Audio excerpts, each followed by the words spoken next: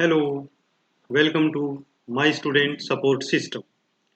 आज की community health class में आप सबका स्वागत है। आज हम स्टडी करेंगे कुछ इम्पोर्टेंट टेक्निक्स जो हम नॉर्मली यूज करते हैं कम्युनिकेबल डिजीज को प्रिवेंट करने के लिए और कंट्रोल करने के लिए। और ये काफ़ी इम्पोर्टेंट है। कई बार आप इन टेक्निक्स के ऊपर शॉर्ट नोट एग्जाम में आपको आ सकता है। आप उनका आंसर आसानी से दे पाएंगे इस लेक्चर को सुनने के बाद। तो वो कौन कौन सी टेक्निक्स हैं? वो हैं surveillance, isolation, notification and reporting. तो देखते हैं वो क्या क्या हैं। ये लेक्चर वैसे आप हिंदी में देख रहे हैं। यदि इंग्लिश में देखना है, इंग्लिश में स्टडी करना है, तो आप आई बटन पे क्लिक करें। वहां से आपको इंग्लिश लेक्चर का लिंक मिलेगा। तो देखते हैं सबसे पहले कि कौन कौन सी टेक्निक्स हम स्टडी करने वाले हैं। बहुत सारी टेक्निक्स हैं जो हम संक्रामक रोगों की रोकथाम के लिए यूज ले सकते हैं, बट मुख्य रूप से सर्विलेंस, आइसोलेशन, नोटिफिकेशन और रिपोर्टिंग, इनके बारे में आज हम जानते हैं इस लेक्चर में। सर्विलेंस क्या है? सर्विलेंस या निगरानी, इसका मतलब होता है कि ध्यान और अधिकार पूर्वक तथा संदेह पूर्वक किसी चीज को देखना, स्पेशली डिजीजेज के बारे में। कम्युनिटी हेल्थ में हम सर्विलेंस को इस प्रकार से परिभाषित कर सकते हैं कि बीमारी और घटना का वितरण और रोग को निर्धारित करने वाले कारकों की निरंतर जांच करना निगरानी या सर्विलेंस कहलाता है। सर्विलेंस वास्तव में सार्वजनिक स्वास्थ्य नीतियों, प्रथाओं के नियोजन, क्रियान्वयन और मूल्यांकन में उपयोग में चल रही व्यवस्थित संग्रह, विश्लेषण, परिणाम उसका और विशिष्ट डेटा की व्याख्या को ही हम सर्विलेंस कहते हैं। क्या ऑब्जेक्टिव या क्या उद्देश्य है सर्विलेंस के? सर्विलेंस का मुख्य उद्देश्य है कि समुदाय की जो स्वास्थ्य स्थिति है उसमें नए और बदलते रुझान जैसे रोग, मृत्यु दर, न्यूट्रिशन संबंधी स्थिति, पर्यावरण के संबंधी खतरे, स्वास्थ्य प्रथाओं और अन्य कारक जो स्वास्थ्य को प्रभावित कर सकते हैं, उनके बारे में जानकारी प्रदान करना। इसके अलावा फीडबैक प्रदान करने के लिए, किस प्रकार का फीडबैक? जो हमारी नीति और प्रणाली को संशोधित करने और उद्देश्यों और योजनाओं के पुनर्वितरण के लिए आवश्यक हो सकता है, ऐसा फीडबैक प्रदान करने के लिए भी कंटिन्यूस सर्विलेंस किया जा सकता है। सार्वजनिक स्वास्थ्य आपदाओं की समय पर चेतावनी प्रदान करना। यदि सर्विलेंस हमारा सिस्टम ठीक है, तो कोई भी प्राकृतिक आपदा, बीमारी से संबंधित कुछ आती है, तो समय पर हमें उसकी चेतावनी मिल सकती है, ताकि आवश्यक गतिविधियां समय पर शुरू की जा सकें और संसाधन जुटाए जा सके। इसके अलावा जो संपर्कों की पहचान करना, मतलब कोई बीमारी के जो कॉन्टैक्ट्स हैं, उनको भी हम सर्विलेंस से पता लगा सकते हैं उससे, ताकि जो संक्रमण है वो रोक सकें कि किस किस एरिया, किस किस लोगों तक वो फैला है, उनकी जांच कर सके, उस संक्रमण के फैलाव को रोक सकें, प्रसार को लिमिट कर सकें। प्रोसेस ऑफ सर्विलेंस, सर्विलेंस होता कैसे है? सर्विलेंस का एक पूरा सिस्टम है जिसके अंदर कुछ कार्य शामिल होते हैं। जैसे सबसे पहले केस डिटेक्शन। केस, यहाँ केस है, केस का मतलब जो रोग है, रोगी है, उसका पहचान करना कि ये इसमें है, हो सकता है कि ये उस रोग से ग्रसित हो। उसके बाद उसका रजिस्ट्रेशन किया जाता है और जांच की जाती है। जांच में यदि वो उस रोग से ग्रसित पाया जाता है, तो उसका कन्फर्मेशन होता है, केस कन्फर्मेशन, और फिर रिपोर्टिंग होती है हायर अथॉरिटी को। उसके बेस पे फिर डाटा एनालिसिस और इंटरप्रिटेशन होता है और एपिडेमिक प्रिपेयर्डनेस की जाती है कि हो सकता है महामारी फैलने वाली हो, तो उसकी प्रिपेयर्डनेस होती है। रेस्पॉन्स और कंट्रोल सिस्टम बनता है और फीडबैक दिया जाता है कि इस सर्विलेंस में, इस एक्टिविटीज में क्या कमियां रही, क्या सुधार किए जा सकते हैं। तो ये कंटिन्यूस ऑनगोइंग प्रोसेस होता है सर्विलेंस का। दूसरी टेक्निक है हमारे पास आइसोलेशन। आइसोलेशन के बारे में आप जानते हैं कि एक प्रकार से किसी भी व्यक्ति, जानवर को आइसोलेट करना ताकि संक्रमण ना फैले। वास्तव में आइसोलेशन एक बहुत पुराना और प्रभावी संचारी रोग नियंत्रण उपाय है।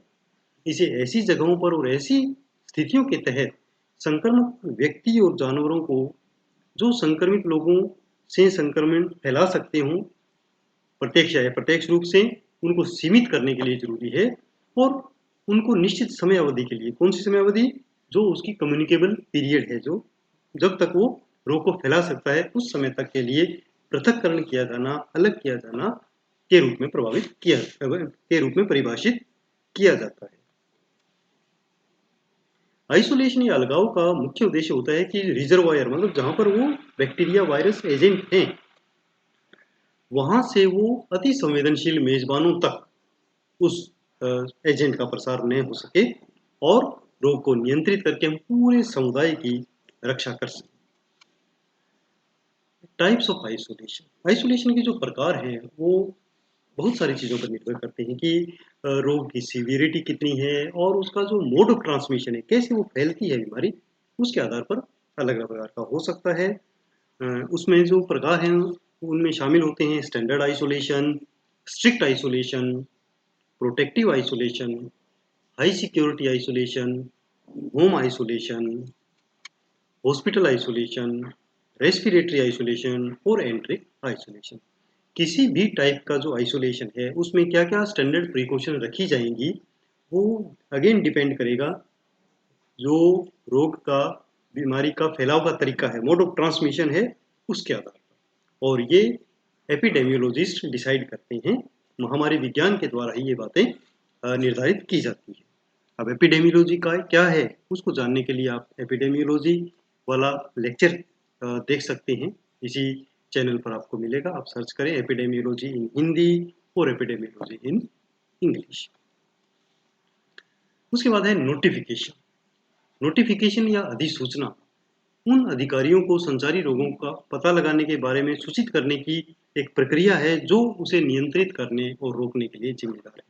यानी किसी भी बीमारी को उन लोगों को, उस अथॉरिटी को बताया जाए जो उसे रोकने के लिए जिम्मेदार है। इस सिस्टम को हम नोटिफिकेशन कहते हैं। अधिसूचना महामारी विज्ञान की जानकारी का एक महत्वपूर्ण स्रोत है। यह रोग के प्रकोपों का शीघ्र पता लगाने में हमें सक्षम बनाता है, जो उनके प्रसार को नियंत्रित करने के लिए स्वास्थ्य प्राधिकरण या जो हेल्थ अथॉरिटी है उसके द्वारा तत्काल कार्यवाही करने की अनुमति देता है। संक्रामक रोगों की अधिसूचना अक्सर उपस्थित चिकित्सक जो भी अटेंडिंग डॉक्टर है उसके द्वारा की जाती है, परंतु कोई भी लेमैन भी इवन इसकी सूचना दे सकता है यदि किसी को पता लगे तो।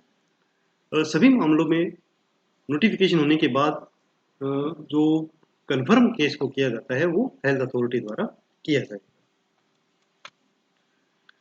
अब इसी में आता है कि नोटिफाइबल डिजीज कौन सी है। सभी जो बीमारियां हैं वो नोटिफाइबल नहीं होती हैं, उसकी एक लिस्ट होती है, वो अलग अलग देशों में या लोकल लेवल पर भी अलग अलग हो सकती है। तो नोटिफाइबल डिजीज क्या है? नोटिफाइबल डिजीज ऐसी बीमारियां हैं जो सार्वजनिक स्वास्थ्य के महत्व, क्योंकि वे महत्वपूर्ण सार्वजनिक स्वास्थ्य के जोखिम को उत्पन्न करती हैं, पब्लिक हेल्थ एक डेंजर उत्पन्न कर सकती हैं, क्योंकि वो तेजी से फैल सकती हैं, एक एपिडेमिक ला सकती हैं। इसलिए वो बीमारियां जो ऐसा कर सकती हैं या महामारी जिनसे फैल सकती है, उन बीमारियों को ही नोटिफाइबल डिजीजेज की श्रेणी में लिया जाता है।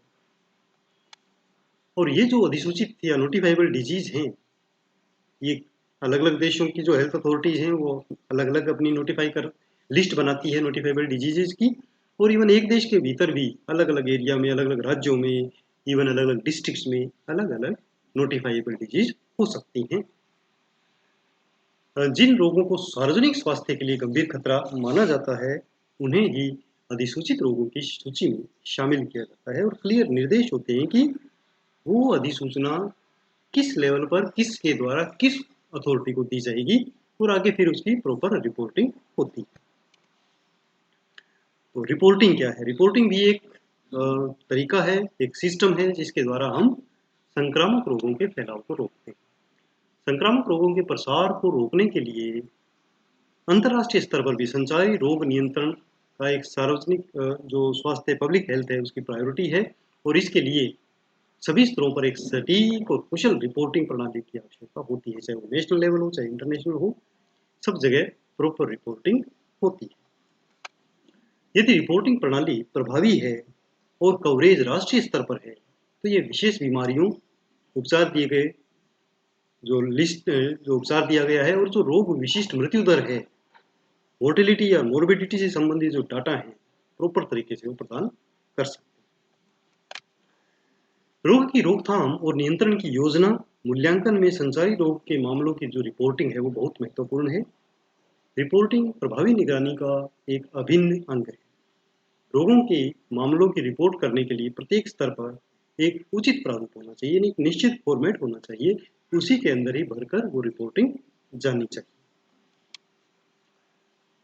रिपोर्ट ये बहुत ही आवश्यक है कि प्रत्येक स्थानीय जो स्वास्थ्य प्राधिकरण है उसके नियमों के अनुरूप ही वो फॉर्मेट होना चाहिए और ये निर्धारित होना चाहिए कि कौन से रोग नियमित रूप से रिपोर्ट किए जाने हैं।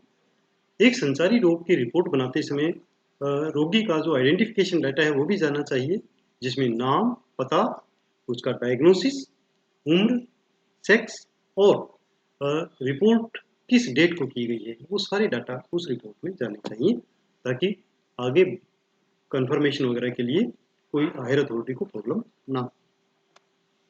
इस प्रकार आप देखेंगे ये जो 4 हमने आज प्रोसेस स्टडी किए हैं ये बहुत ही इंपॉर्टेंट है, आपके एग्जाम में आ सकते हैं शॉर्ट नोट के रूप में, आप इसी प्रकार इनको लिख सकते हैं और इसके अगर नोट्स आपको बनाने हैं तो आप विजिट कर सकते हैं ब्लॉगर को mynursingstudent.blogspot.com और वहाँ सर्च करेंगे तो आपको सारे कंटेंट्स मिलेंगे।